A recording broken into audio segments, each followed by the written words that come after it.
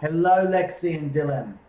This one's called Larry Leadbeater, Field Notes from a Fairy Possum by Joe Watson. Today was a special day, a birthday in fact. Today's Larry tree was turning 300. Larry made a cake, but as he opened his mouth to taste the sweet morsel, his world turned down, upside down. When the horrible motion finally stopped, Larry stepped outside to see what. The trees are all being cut down. Why did you do that? Larry asked the bulldoze driver. He was on his lunch break and I offered Larry half his sandwich. They had a long chat. The bulldozer driver explained all the useful things Larry's tree would make. By the time lunch was over, Larry's tree was gone.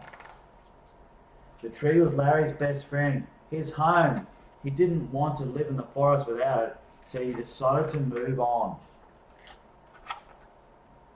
Perhaps, thought Larry, since he couldn't have his tree, he could build a home from one of its many uses.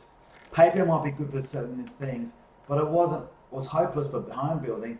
Larry couldn't believe his strong and sturdy tree could be turned into something so flimsy. He missed his tree terribly. Oh.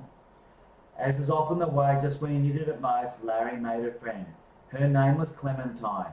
She invited Larry to come home with her and live in her doll's house. She hardly ever used it anymore, and it would be the perfect size for Larry. There you go. The doll's house was made of wood just like Larry's tree. It was quite fancy, with a red pitched roof and curtains on the windows. Larry tried very hard to like his new home, but there were two big problems: furniture and stairs, neither of which he was used to. He kept bumping into furniture and tripping down the stairs. Every day Larry had new scrapes and bruises. "I'm sorry," he told Clementine, "but I really need to live in a tree." "I have a tree house," said Clementine. "You can live there." They went to the back garden and to check it out. Larry knew immediately he wouldn't do. The tree house was too new. "My tree," he explained, Larry, "was really old.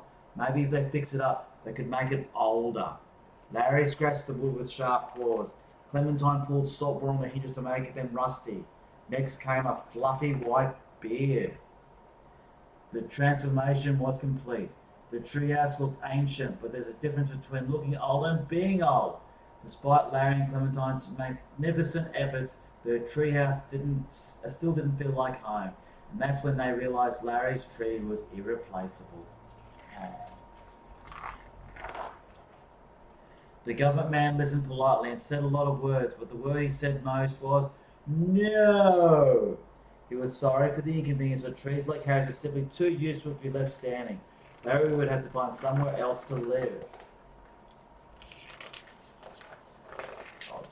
Turn the page. That night the government man came home from work. He discovered he had guests, hundreds of them. Larry had taken the government man's advice and found somewhere to live. What's more, he invited all his city possum friends to live there too. The government man's house was far too new and naturally needed to be something done about it. The government man didn't like having his environment destroyed. He didn't like it one bit. He was so alarmed he hopped into his car, went back to work and changed the rules that very night. The new rule was called Larry's Law. It said any forest that was home to a fairy possum could not be chopped down ever. After that, Larry went back to the forest and found a new tree. At 170 years old, it's quite young, but it's home. He even has visitors from time to time. The end. Well, isn't that lovely? Good night, sweet dreams, babies. Love you. Mwah.